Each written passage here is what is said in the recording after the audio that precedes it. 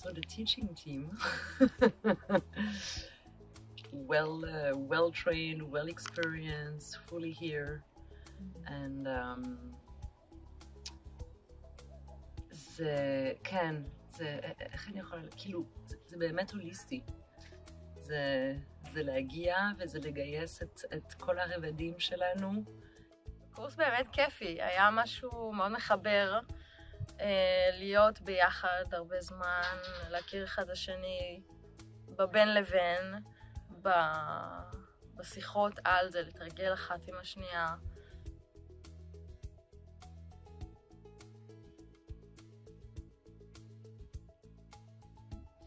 אבל הצלילה הזאת היא דרך באמת ה-hands on, כאילו הידיים כבר פה וכבר בהתנסות, זה מאוד עוצמתי. Embodied, learning through embodiment is the best way of learning. המגע נותן את האפשרות באמת לאותו מקום של בריאות, לאותו משאב של בריאות, משאבים של בריאות שיש לנו, לעשות את העבודה.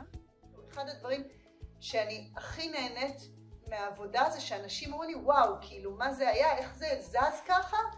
ולהבין שזה, הגוף שלהם עשה את זה. שזה הם עשו את זה, זה לא אני, וזה לא, זה ממש הגוף יודע לעשות את זה. והגילוי הזה של לגלות, וואו, איזה חכם הגוף שלי ואיזה כוחות יש לו, זה מאוד מאוד מעצים.